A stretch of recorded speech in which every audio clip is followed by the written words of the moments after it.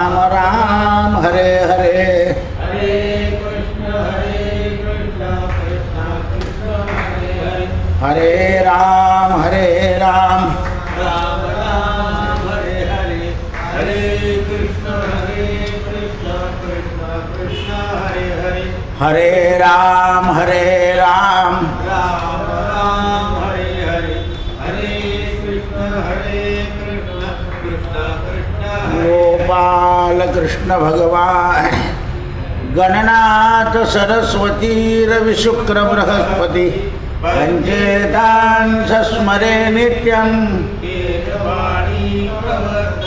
विनायकं गुरुं भानु ब्रह्मा विष्णु महेश्वरा सरस्वती प्रणदान मातृदेव भव आतिथि देव सर्वेभ्यो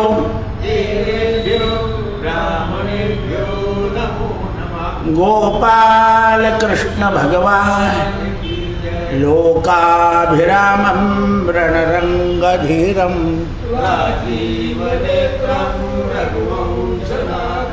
का तो जो गोल आहे ना देवीचा त्या गोलच्या वरती बरोबर बसून राहिले चित्र म्हणजे खराबी होणार नाही. तिकडच्या बाजूने बसवा इकडच्या बाजूने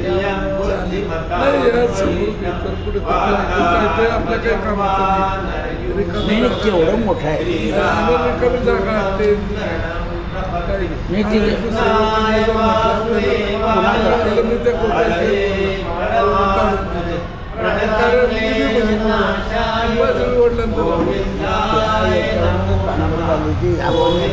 चित्र काढले होते तर ते नानाचा साला पेंट होता ना त्याने काढले मग 300 रुपये चित्र ठरलं तर मनोहर चित्र काढायचं मग एवढं चित्र मी त्याला काढू देतो माझं चित्र फुकट काढायला पाहिजे तुमचा पेंटर आहे म्हणून तुम्ही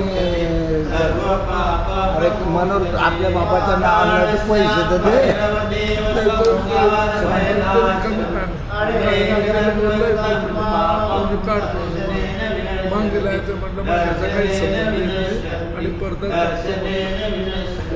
काय आपल्या बाबाचं नाव 300 रुपये सगळे पुसून टाकले मोकळे. श्री राम जय जय राम राजाधिराज रामचंद्र भगवान की. निवृत्ती ज्ञानदेव सोपान मुक्ताबाई एकनाथ नामदेव तुकाराम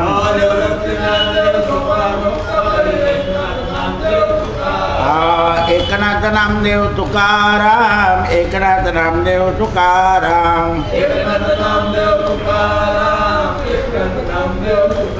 कुंडली वरदा हरी विठ्ठल श्री ज्ञानदेव तुकार भगवान की जय. देवऋषी नारद श्वेत पर्वत पोहोचले आणि त्यांनी भगवंताच्या नामाचा जप सुरू केला. पहा वैष्णव माणूस कुठेही गेला तरी जपच आहे. श्वेतद्वीपामध्ये गेले तिथेही जप केला. वैष्णव तो वैष्णवच, तो कोणत्याही परिस्थितीला बदलून जात नाही, कारण त्याच्या रक्तामध्ये भगवंताच्या गुणांवर्णनाचं प्रेम भरलेलं असतं. भीष्म पितामह म्हणतात धर्मराजा त्या श्वेतद्वीपामध्ये निवास करणारे सगळे पुरुष देव ऋषी नारदांकडे बघायला लागले. मग धर्मराजाने लगेच प्रश्न केला तिथले पुरुष कसे होते. लगेच प्रश्न निर्माण झाला. त्या श्वेतद्वीपामध्ये राहणारे सगळे लोक देवाचं ध्यानच करीत होते. तिथे ध्यानाशिवाय आता त्या ध्यानामध्ये यांनी देवाचं नाव घेणं सुरू केलं. कारण वैष्णव भगवंताच्या नामातच ध्यान करतो. सुंदरते ध्यान उभे विटे वरी करकटावरी ठेवोनी हिया. कारण त्याचा जप जो आहे तो ध्यानच आहे. नारदानी तिथे चंद्राच्या कांतीसारखे पुरुष पाहिले, म्हणजे सगळे पांढरे स्वच्छ, म्हणजे कपडे नाही, कांती. जसं आपल्या सर्वांग कोड असलेला मनुष्य दिसतो तसे कोड कसं लाल आणि पांढरं मिळून दिसतं, हे नुसते पांढरे होते, श्वेत वर्ण, म्हणून त्याचं नाव आहे श्वेतदीप. नारदाने चंद्राच्या कांतीसारखे लोक पाहिले आणि त्या सगळ्या लोकांना मस्तक झुकून नमस्कार केला. तिथे नमस्कार नावाची गोष्ट नाही आहे. पण हे वैष्णव आहे, वैष्णवाला नमस्काराशिवाय समाधान होत. देखिले चरण वैष्णवांचे. पण कसे भेटले पाहिजे म्हणे, मद जातीचे मद भेटता, माझ्या एका मताचे भेटले पाहिजे. एक शैवन एक वैष्णव भेटला तर भेटत नाही ते, तो त्याच्या ताटात राहतो. कोण? शैव. वैष्णव मात्र ताठा नाही, कारण तो नम्र आहे. त्याचं वचनच असं आहे की नम्र झाला भूता. जो जीव नम्र होईल तो भगवंताला प्राप्त करून येईल.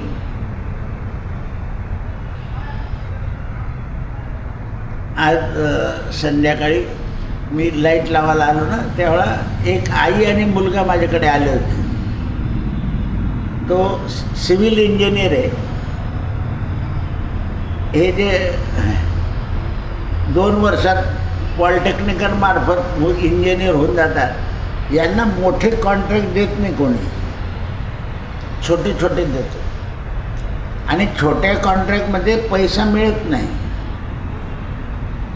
तर त्याला मी म्हटलं, मग तुझं शिक्षण हे ते हे याच्यावर जर सगळी मात करायची असेल तर त्याची मीन रास होती.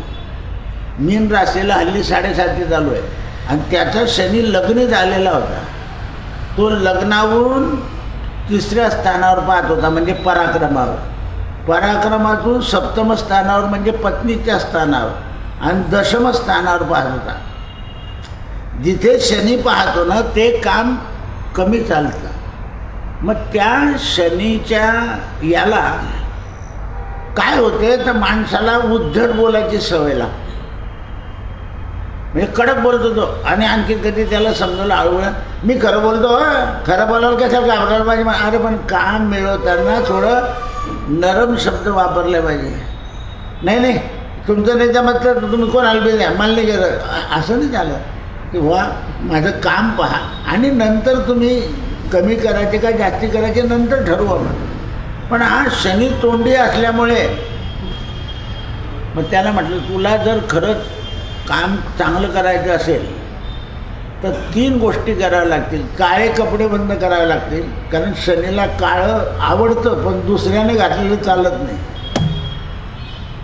आणि तिसरं असं आहे की जो माता पित्यांना रोज वंदन करतो त्याला तो कधीच त्रास देत नाही. हे जर तू वंदन सुरू केलं, त्या पोराने माझ्यासमोरच देवीच्या मंदिरात आईच्या पायावर डोकं ठेवलेलं. म्हटलं हे कायम टिकव, म्हणजे काम झालं. शनीचा कोणताही दोष घालवायचा असेल तर रोज सकाळी माता पित्यांच्या चरणावर मस्तक ठेवलं की महाराजांचं तोंड बंद. ते पाहतच नाही त्याच्याकडे. पूर्वी लहानपणी तुम्ही इतके 7.5चा विचार केला आहे का? हे आता तर इतकं काही झालं आहे की ऐकतच नाही. वर ते व्हॉट्सअपवर तर बिलकुलच ऐकत नाही. मग काहीतरी बातमी सांगतात ते कैरीचं लोणचं शुक्रवारी खायचं नाही. मग लेटेस्ट आलेली बातमी ती मला 2-4 जण विचारून गेले, येणा झालं आहे तू. महाराष्ट्रामध्ये लोणचं हे आपला प्रथम धर्म आहे, धर्म सोडून द्यायचं का? ठेचा लोणचं हा अच्युत फळ आहे, ते अमृत फळ आहे. देवाला आमरस फार आवडतो. ह्या अशा गोष्टी सुट्टा हल्ली. आणि त्यामुळे काय होतं, चांगली माणसं जी आहे ना ती बेजार होऊन गेली. त्या बाईला इतका आनंद झाला की नाही, संस्कृती पेरली यांनी आपल्या घरात. हसली ती. फक्त टिकलं पाहिजे. जर हल्ली काळेकट्या उज्जैनला जाऊन सगळे लोक रिकामे कामं करून येऊन राहिले. ते का महाकालला का काळात आवडतं का? कोणी सांगितलं आपल्याला? पण ऐकत नाही. बाया माणसं ते हातावर सगळे गोंधळ लागून ये जय महाकाल. हे तुम्ही माझ्या धाकाने गोंधत नाही तुम्ही.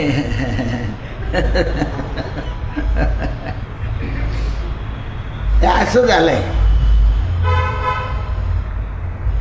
ती ज्योतिर्लिंगाची कथा वेगळी आहे, आपली कथा वेगळी आहे. त्या जसं पूर्वी तिरुपती म्हणजे जीव की प्राण होतं. आता तिरुपती कमी होऊन गेलं. आता वैष्णवी देवी. आता वैष्णवी देवी कमी झालं खाटू श्याम. खाटू श्याम कमी झाला महाकाल. काय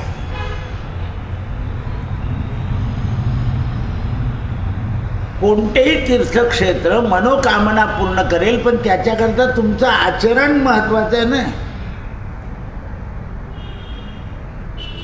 त्यावेळेस प्रणाम केला आणि मनातल्या मनात नारदाने त्या श्वेतदूपाच्या लोकांचे आभार मानले आणि नारदांचा सत्कार केला गेला.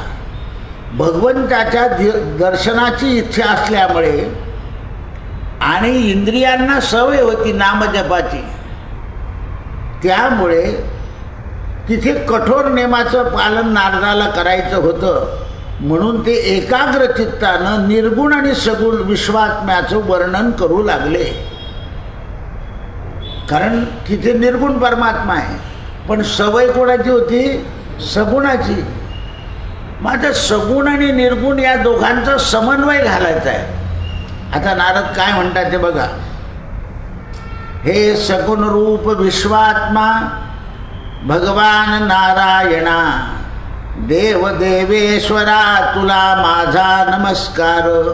निष्क्रिय निर्गुण समस्त जगत साक्षी.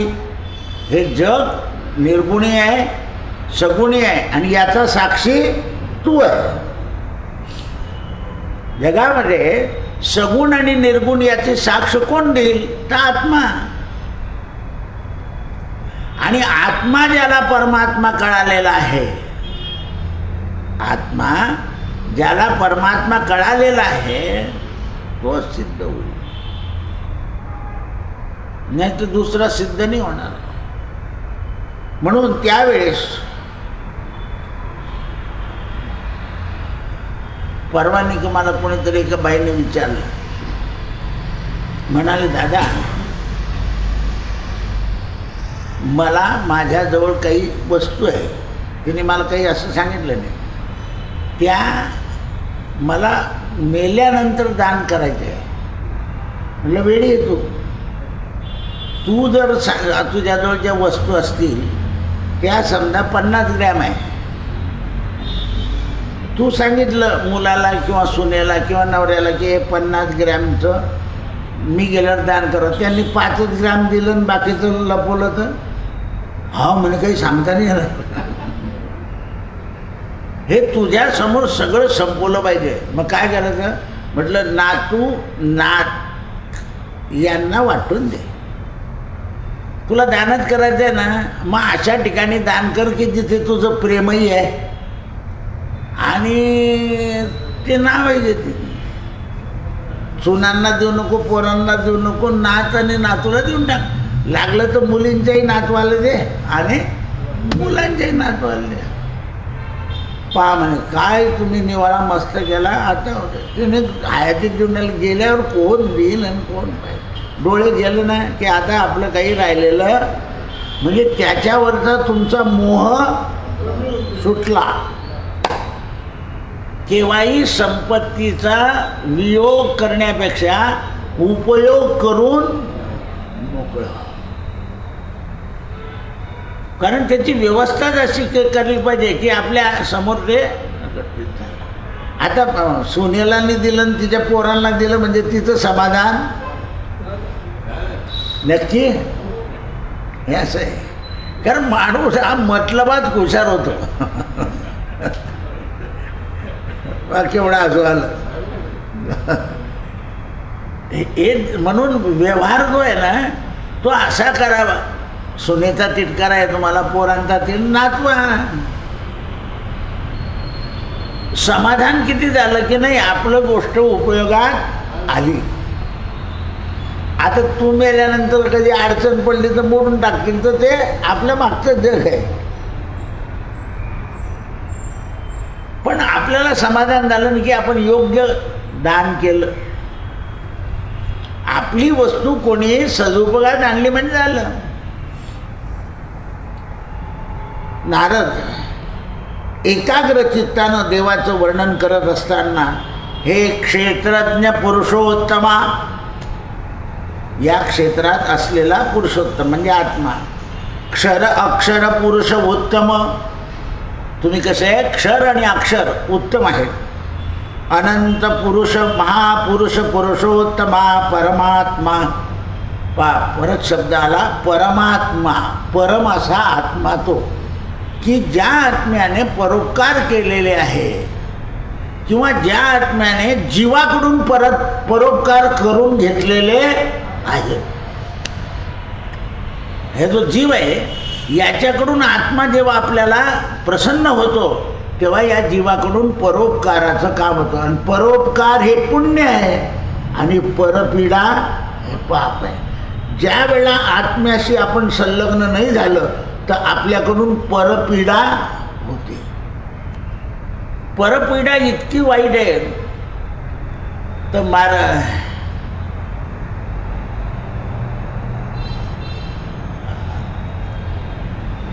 विदुरजींचा पहिल्या जन्माचे जे यमाला श्राप दिला ते जे ऋषी होते त्यांनी लहानपणी काय केलं होतं, विष्ठेला बसताना किडे असे मारले होते, त्याच्यामुळे त्यांच्यावर खोटा आरोप आला होता. तर ते म्हणे यमाला त्यांनी विचारलं, त्यांचं नाव मला त्या डोक्यात येत नाही, विचारलं की मी काय पाप केलं म्हणे. ते म्हणे यमा मी 5 वर्षाचा आतला होतो ना. म्हणे हो, मग 5 वर्षातल्या आतलं पाप आईबापांना भोगावं लागतं म्हणे मुलाच्या हातचं. तू माझ्या नावावर टाकलं ना तुला 100 वर्ष खाली विदुर म्हणून जन्माला घ्यावं लागेल. यमाला खाली पाठवून दिलं विदुर म्हणून. म्हणून बालकाचे जे काही दोष आहे लहानपणातले त्याचं कर्म आईला आणि बापाला भोगावं लागतं. म्हणून 5 वर्षाच्या मुलांनी खोड्या जरी केल्या तर त्याला गुन्हा नाही आहे. शेवटी काय काढावं लागलं आपल्याला, बाल सुद्धा.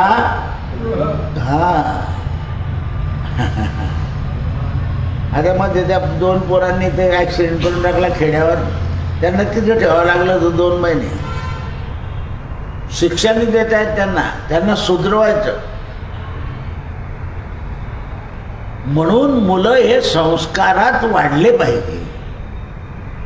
आता आपलं काय झालं आहे, आजी आणि आजोबा नसल्यामुळे संस्काराचा लोप झाला आहे. प्रत्येक घरात आजी आणि आजोबा असले ना तर ते काहीतरी लहान मुलांवर संस्कार करतात. आपल्याला वेळ नसतो किंवा आपला स्वभाव संस्काराला पूरक नसतो. कुछ बैस काय विचारतो, देव कुठून जन्माला आला. आजी आजोबा बरोबर पटवून सांगतात. गडगड सुरू झालं की देवाची आई जवळ दे, म्हणजे त्या मुलाला समजावून दिलं. नाही त्याला खरं समजायला पाहिजे, ढगार. अरे त्याला समजायचं वय वेगळं आहे. तो जसा मोठा होईल ना तसं त्याला आपोआप समजेल दे. आजीने त्याला तिथे थांबवून दिलं. देवाची आई दळते. आता आई आपली आईचं चक्कीचं पीठ आणते, त्याला बी चक्की माहीत नाही ना आईला बी माहीत नाही. आटा विकत घेता पोरी, कोण आणि निवडून म्हणे रिकामं काम आहे, भुंगरं लागतं म्हणे घरात. आता तो आटा ओला करून दळलेला असतो हे त्यांना कळत नाही. म्हणून त्याची पोळी जी आहे ती रबरासारखी लागते आणि गहू दळून आणि त्याची पोळी केली की मऊ होते. हा जो आटा तयार होतो ना, आपलं तर त्या फॅक्टरीत जाणं आहे म्हणून कळतो, तो गहू एका याच्यात टाकतात त्या हौदीमध्ये, त्याच्यात पाणी टाकतात, पहिलं पाणी काढून टाकतात, त्याला त्या मशीनने तो वाळवला जातो आणि वाळवला की लगेच रवा, मैदा आणि आटा 3 गोष्टी एका वेळा तयार होतात त्याच्यात. त्यामुळे तो ओला झाल्यामुळे ती जी पोळी आहे आट्याची ती अशी रबरासारखी. गहू कोणताही असो, तुम्ही चांगला बन्सी गहू घेतला आणि त्याला ओला केला तर त्याचा गुणधर्म तोच होणार आहे. आता बरेच लोकांकडे दूध पडतं ना, किंवा आता काय करायचं ते दूध जर त्या याच्यात टाकून दिलं पोळीमध्ये, कणकेमध्ये, तर अशी मस्त पोळी होते. मग लोक पडू देतात, जास्तीचं उरलं टाकून देत त्याच्यात, मऊ पोळी होईल. म्हणून दुधाची दशमी फार वेगळी लागते.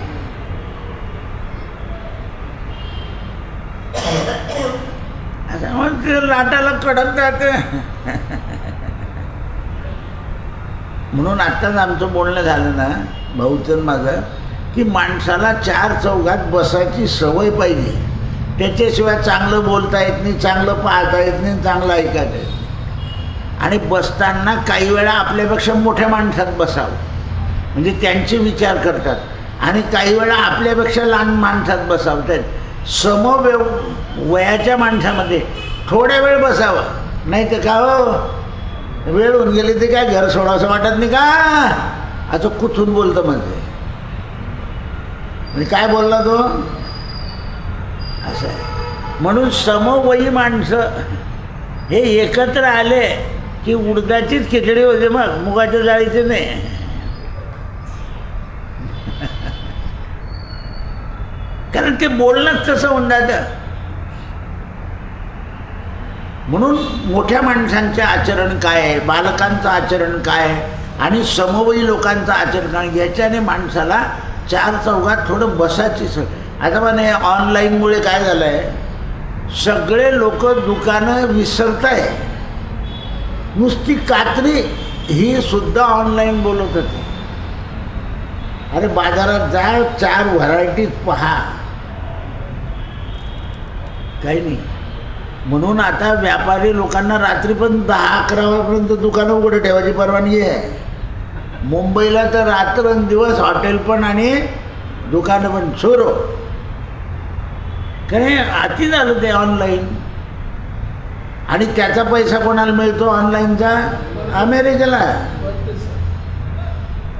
मग तुम्ही देश पुढे आणण्याच्या गोष्टी करता आणि वस्तू आयत्या मागवता.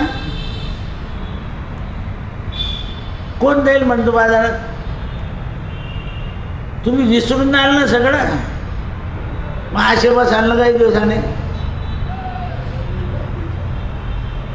फुले मार्केटमध्ये काय फुलं उमलतात हे समजणारच नाही तुम्हाला. या स्टँडला गाडी लावताना त्या स्टँडवर पाहता गाडी हरवली, गाडी हरवली. मग थोड्या वेळाने लक्षात येतं इकडे लावली. कशामुळे भयानक झाले, स्मरत नाही ना आपण काय केलंय. बुद्धीला चलन वलन पाहिजे,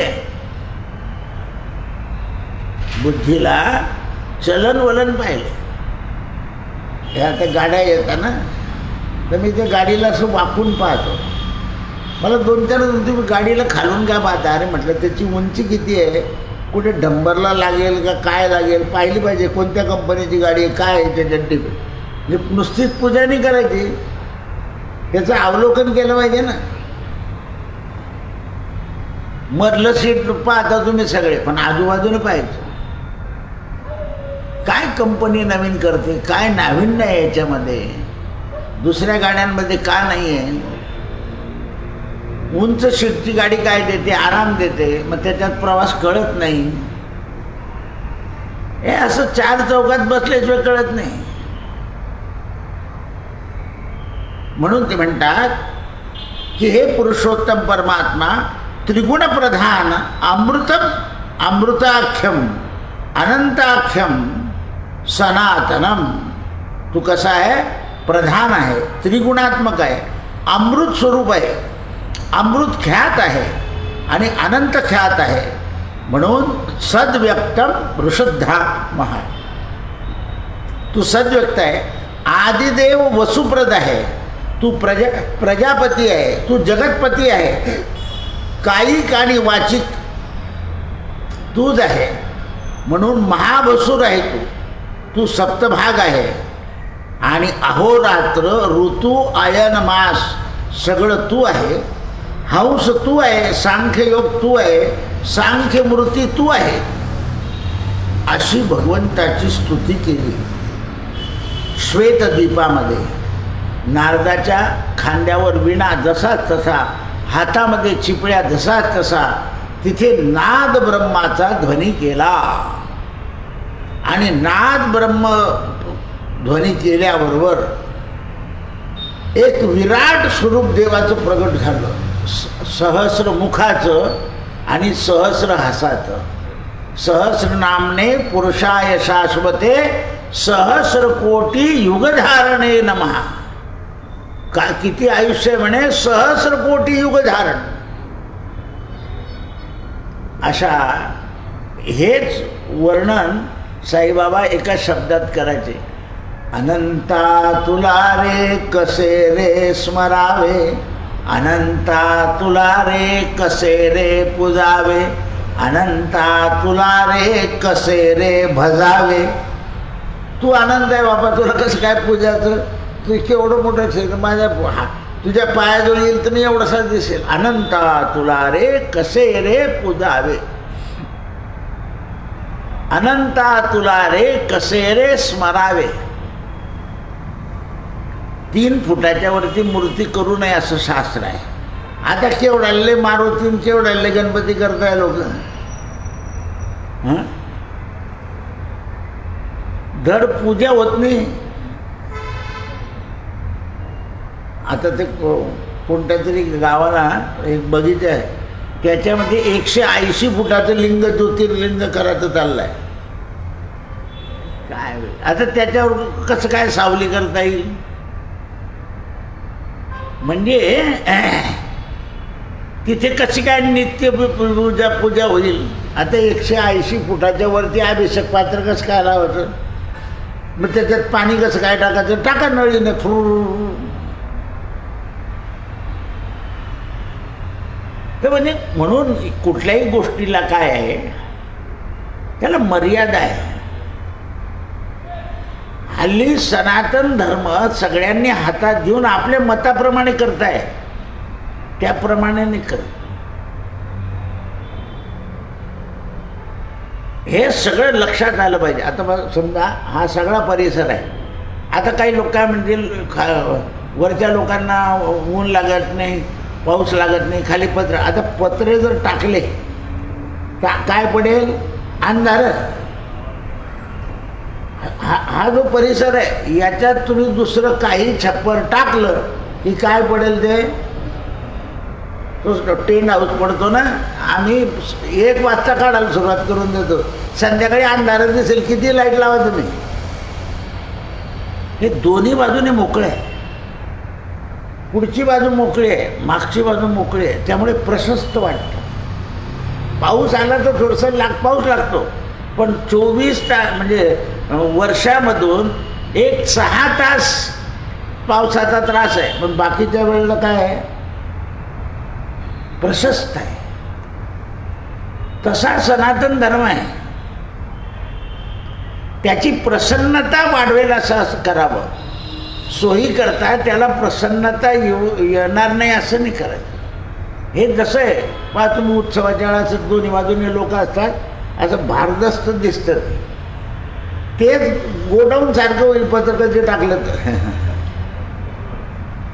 पक्षी घुसतील, इकडून घरट घुसेल, तिकडून कबूतर घुसेल. कोणी म्हणेल 800 पत्र टाका, कोणी म्हणेल 800 टाका.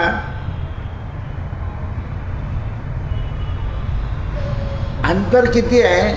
पण 64 साली इंजिनियरने मध्ये कुठे खांब नाही दिला. त्याचं ज्ञान केवढं होतं, या पिंजरा करून त्याच्यात बीम टाकलाय लोखंडी, आणि लोखंडी बिंबात ते ओतलंय, कुठेच मध्ये खांब नाही. आणि तेव्हाच सांगितलं की याचा पपुत्रा कमी आहे, याच्यावरती मजला चढवायचा नाही, असं आहे. तर हे जे ज्ञानी लोक पूर्व कल्पना त्यांच्या डोक्यात असते. म्हणून चित्रकार, कलाकार यांना देव मानायला सांगितलेलं आहे, कारण त्या पुढच्या भवितव्याकडून ते करतात. म्हणून हे देव आहे. आणि यांचं दैवत कोण आहे? विश्वकर्मा मनुत्कृष्टा. विश्वकर्मा जो या विश्वाचा कर्मा आहे, तेच लोक आहेत तिथे. म्हणून पूर्वी या मूर्त्या तयार व्हायच्या ना अशा चिनी हातोड्यानं, तर यांचे माणसं जे देव असेल त्याचं स्तोत्र म्हणायचे. गणपतीचं स्तोत्र गणपती करताना, विष्णूचं स्तोत्र. आता हे मशीन निघाल्यामुळे टाकलं त्यानं साच्यामध्ये की खर्र खर्र झालं. फक्त पॉलिश चांगली आहे, पण ते करताना देवाचं नाव घेतलेलं नाही. केवढ्याला गणपती पाहिले तुम्ही, केवढ्याला देवा पाहिला, कशाचं देवाचं नाव होईल तयार करताना. पूर्वी देवाचं नाव घेऊन तयार व्हायचं ते, कारण ते सगळे टाकीचे घाव ईश्वराच्या नावाने पडायचे, मग ती मूर्ती होती. तो मग पाषाण राहत नाही, कारण त्याला घडवतानाच मंत्र म्हटलेले आहे. जसं बाया वाळूचा महादेव करताना शिवस्तुती वगैरे म्हणतात आणि मग तो महादेव तयार करतात. कणकेचं पिंड करताना अन्नपूर्णा स्तोत्र म्हणतात, म्हणजे त्यामध्येच देवत्व करतात. त्याप्रमाणे नारद सांगताय की हे परमेश्वरा, वेदामध्ये जी स्थिती जी सांगितलेली आहे स्तुती, ती हिरण्यगर्भ म्हणून सांगितलेली आहे. योगशास्त्रामध्ये प्रसिद्ध ब्रह्मा तूच आहे. हजारो युग होऊन गेले तरी तू मात्र तसाच आहे. म्हणून अनेक राक्षस झाले, रावण, लवणासूर, अनेक राक्षस भगवतीने मारले. त्यावेळेला भीष्म पितामह म्हणाले, नारदाने अशी भगवंताची स्तुती केल्यावर विश्वरूपधारी अविनाशी भगवान नारायण नारदाला शुभ आशीर्वचन देऊन अंतर्धान पावले. तू मनोवांछित अनुग्रह तुला मिळेल. नारायणाच्या दर्शनानं प्रसन्न झाले आणि नारायणाला नारद म्हणाले, आता या श्वेतदूपातून माझ्याबरोबर तुम्ही बद्री नारायणाला येऊन थांबा. म्हणाले का? तर मी संत आहे, मी संत आहे. या जगात कलियुगामध्ये सगळ्यांना नारायणाचं दर्शन व्हावं याकरता मी इथे आलो आहे श्वेतद्वीपामध्ये. तिथून नारायणाला घेऊन आले आणि बद्रिकाश्रमामध्ये नारायणाला स्थिर राहायला नारदाने सांगितलं. आणि याच्या पुढे तुम्ही जे अवतार धारण कराल ते या नर आणि नारायण या मूर्तीतून या. आणि ते द्वापार युगापर्यंत अर्जुन आणि कृष्ण आले. म्हणून बद्रीनारायणाच्या दर्शनात नरनारायणाचं दर्शन आहे. काही लोक म्हणतात ना की बा नशिबातच लागतं. बरेच लोक जाताना अर्ध्या रस्त्यातून परत येतात. केदारनाथलाही जाऊ शकत नाही, बद्रीनाथ ते नशिबातच लागतं. आता तर धसायला लागलंय सगळं. भविष्य बद्री आहे आपल्याकडे, म्हणजे गाव तयार आहे. हे सगळं धसलं की तिथे मूर्ती आणायची आहे. आणि भविष्य केदारनाथ आहे, तयार आहे सगळं. म्हणजे हे जाणार आहे गृहीत आहे. पूर्वी याच्यावरती होतं ते, म्हणून ते खाली आलं आणि आता त्याच्यापेक्षा खाली येणार आहे. म्हणून भविष्य बद्री आहे आणि भविष्य केदारनाथ आहे. ज्या लोकांना वरती जाता येत नाही ना ते भविष्य बद्रीला आणि भविष्य बद्रीनारायणला जाऊन येतात तिथल्या जोशी मठाकडून इकडून इकडे निकडून खाली चालले येतात. याच्याकरता गाईड कोणीतरी संत पाहिजे. तो पैसे कमवणारा गाईड नको. आम्ही घृष्णेश्वरला एकदा दर्शन करत होतो, तर ह्या सगळ्यांनी त्या गाईडला काहीतरी पैसे ठरवलं. मी निघता त्या गाईडला म्हणलं इकडे ये. त्याला एक फळ आणि आणखीन पैसे दिले. म्हटलं द्या, कल्याण असो. तो म्हणे महाराज एक गोष्ट सांगू का? म्हटलं काय? तुम्ही भद्रमारुतीकडे जाल आणि अजिंठ्याचा घाट संपळेल त्यावेळेला बरोबर 6 वाजलेले असतील. म्हणलं हो. तर तुम्ही खालच्या बाजूने उतरून तिथे 10 मिनटं थांबा. तुम्हाला निसर्गाचं रम्य वातावरण इतकं सुंदर दिसेल. तुम्ही म्हणाल की काय? मी बरोबर त्याला म्हटलं गाडी चालतं रे 6ला. आपण आम्ही असं गाव आहे ना, असं फाकावं लागतं थोडंसं, एक अर्धा फरला. आणि तिथून तो निसर्ग दिसतो असा हिरवागार आणि सूर्यास्त. इतकं अप्रतिम निसर्ग होतं. सगळे लोक म्हणे काय? म्हटलं चालतं खरी. आपण त्याने सांगितलेलं आहे ते आपल्याला कितपत अनुभवाला अप्रतिम. सगळे म्हणे काय सुंदर दृश्य आहे. म्हटलं एक फळ आणि 50 रुपयाच्या नोटने काम केलं आहे. ते रस्त्याने जाल तर तुम्हाला ते निसर्ग दिसेल. याला म्हणता गाईड. रस्त्याचं सांगितलं त्याने. मी पुष्कळ वेळा तिकून आलो पण संध्याकाळ कधी सापडले नाही. मग त्यामुळे पुन्हा जाता आलं नाही. ते गाव लक्षात आहे, माझं नाव लक्षात नाही, पण असं फाकावं लागतं. आणि खाली आपलं सगळं अजिंठा वगैरे आहे आणि असं रम्य दिसतं ते. हा हा हा सूर्यास्त. उन्हाळ्यातलं दृश्य वेगळं आहे, पावसाळ्यातलं दृश्य वेगळं आहे आणि हिवाळ्यातलं दृश्य वेगळं आहे. हिवाळ्यामध्ये सगळं हिरवंगार दिसतं, उन्हाळ्यामध्ये प्रखर असतं पण असं रमणीय दिसतं आणि पावसाळ्यामध्ये तर झरेवाद दिसतात. तिन्ही ऋतूतलं दृश्य आहे ते. आणि हे दृश्यच परमेश्वर आहे. हिमालयाचं जे दृश्य आहे त्याच्या वरती काय पाहिजे? बर्फ. आता बर्फ पडायला लागल्यामुळे लोक जायला लागले. कसा पडतो तो आणि कसं दिसतं ते. म्हणून हिमालय सुंदर आहे, पण हिमालय ज्याने बनवला तो त्याच्यापेक्षा सुंदर आहे. परमात्मा असं आहे. या ईश्वरासारखं जगात कोणी सुंदर नाही. तुकाराम महाराजांना पांडुरंगच सुंदर दिसला. सुंदर ते हा असं आहे. म्हणून हे धर्मराजा, नारदाने मनवांछित अनुग्रह प्राप्त करून घेतला. नारायणानं दर्शन दिलं आणि नारायण नारदाच्या बरोबर बद्रीनारायणाला येऊन स्थिर झाले. देवाला कुठून कुठे न्यायचं हे फक्त संतांनी ठरवायचं. आपले बालाजी आणि पारोळ्याचे शेठच्या पिशवीत येऊन गेले पडशीत. चोर म्हणून ठरवलं. इथे ठेवलं त्यांना शेठजींना आणि बालाजीने दर्शन दिलं पुजाऱ्यांना. मी स्वतःहून त्याच्या पडशीत गेलो आहे. त्याला उद्या सन्मानाने रवाना करा. आणि तिथून हे शेठ पायी आले आणि बालाजी पारोळ्याला बसवला. अशा 3 मूर्त्या आहे की ज्या तिथून निघाल्या कंटाळून आणि भक्ताबरोबर गावोगावी आल्या.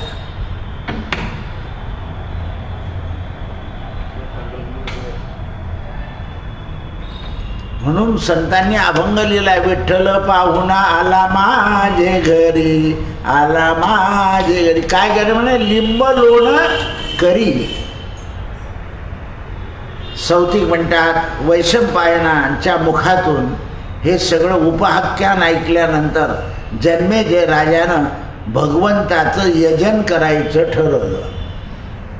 मग कुठे यजन करायचं? तर नैमेषा नावाच्या अरण्यामध्ये जाऊन सगळ्या ऋषींना बोलून यज्ञ करायचा. सगळे एकत्रित करा ते आणि सनातन परमेश्वराचं यजन करा. यजन आणि याजन म्हणून यज्ञ करावा. पण कलियुगामध्ये यज्ञ सांग व्यवस्थित होत नाही, काही न काही अपूर्णता राहून जाते. कारण कलियुग आहे हा दिवसेंदिवस. आता बघा की लोखंडामध्ये हवन करायचं नाही, पण सगळ्या टेंट हाऊसमध्ये कशाचं यज्ञ कुंड मिळतात? लोखंडाचे. लोक म्हणतात अंग मोठे होतं, मग घरची गमेली काय वाईट आहे? मग आम्ही काय सांगतो, गमेलीत का करणं, तुझं टाईल खराब होतं तर गमेलीमध्ये आधी वाळू टाक, त्याच्यावर 4 विटा टाक आणि त्या विटावर काळी माती टाक, आंब्याच्या झाडातून चाल द्यावं. लोखंडाचा संपर्क दूर केला का नाही आम्ही? खाली वाळू टाकली, त्याच्यावर विटा ठेवल्या आणि त्याच्यावर माती टाकली, कारण मग टाईल खराब होईल ना. घर पवित्र झालं पाहिजे आणि टाईलला घाबरतो.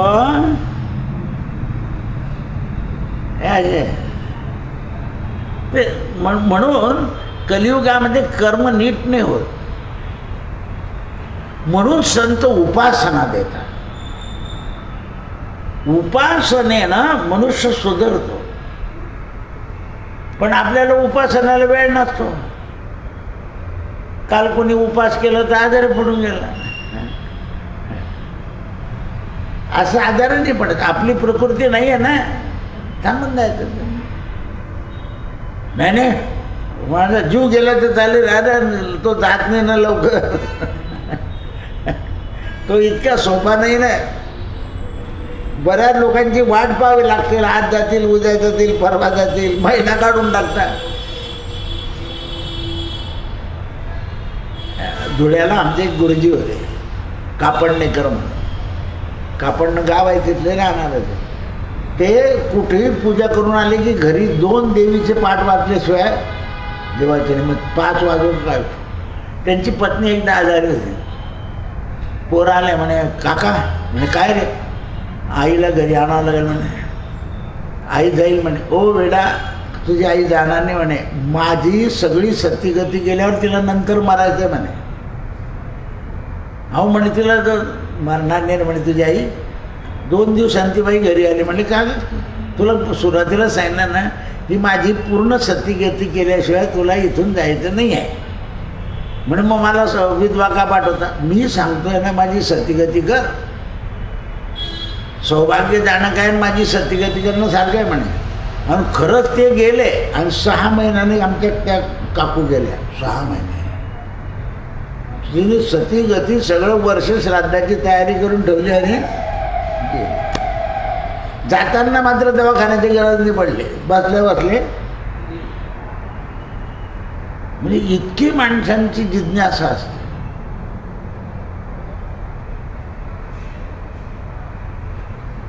म्हणून अंतिम समयी त्या शरीराची सती शब्दाकडे लक्ष द्या, सती गती. कारण तुम्ही जशी व्यवस्था कराल ना तशी त्याची गती होते. म्हणून सती शब्द येतो आणि मग गती आहे. सती गती करा. आणखीन एक त्याच्यातला सद्गती, चांगली गती केली. त्या शरीरानं 2 मुलं 2 मुली जावाई हा सगळा परिवार वाढवलेला आहे. म्हणून अंतिम समयी त्याची सद्गती करायची. जुन्या कपड्याच आहेत. मी तुम्हाला सांगतो ना, मी आणि पंढरी मामा होते. जसं गोपी आहे ना तसं पंढरी मामा होते. आम्ही असंच बसलो होतो रात्री 9 सव्वा 9ला. श्री आनंद आहे टागोरनगरमधून आमचा एक पोलीस आला. म्हणे दादा मामा तो अमुक अमुक ब्राह्मण मारला म्हणे, पण तिथे माणसंच नाही आहे आणि न्यायचं आहे.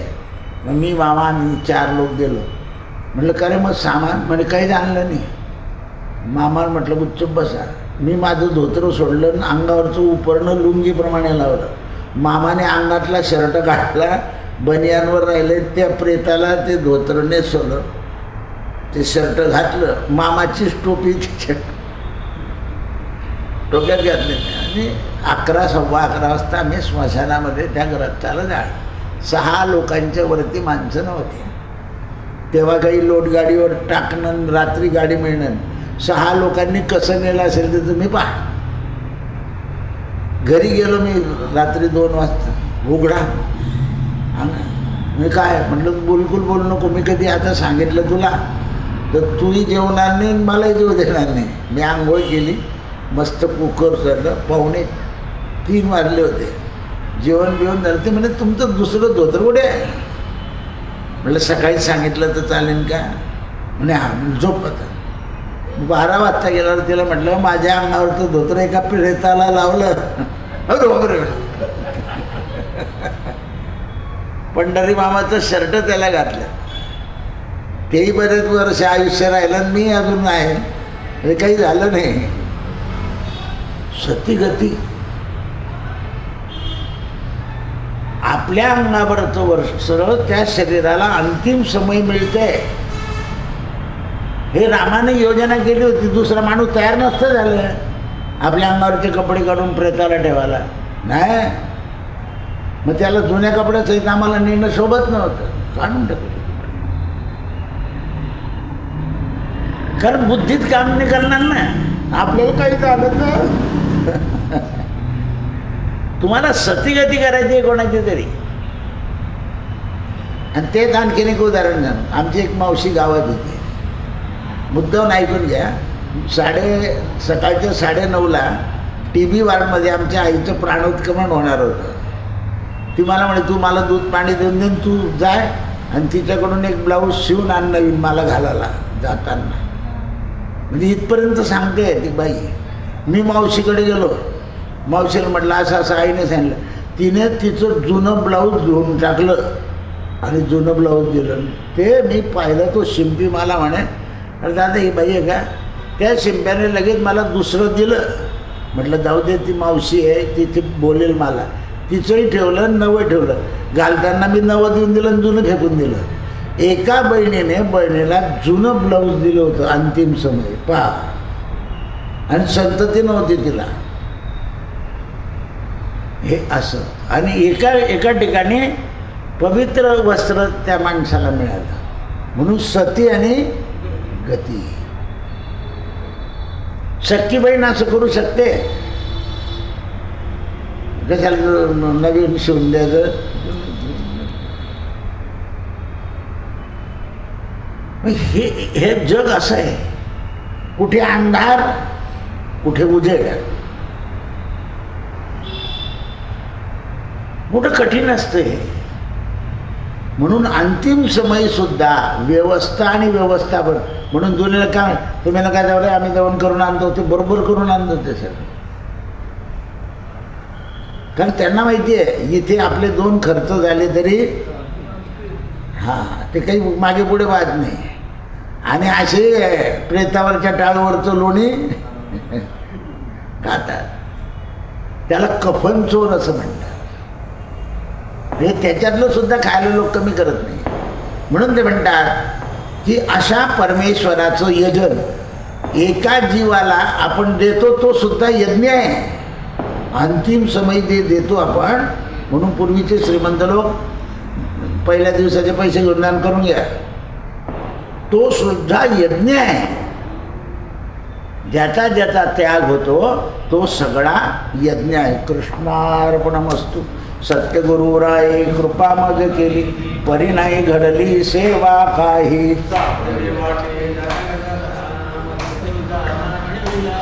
भोजना मागती तुक पावसेर, पडिला विसर स्वप्ना माझी.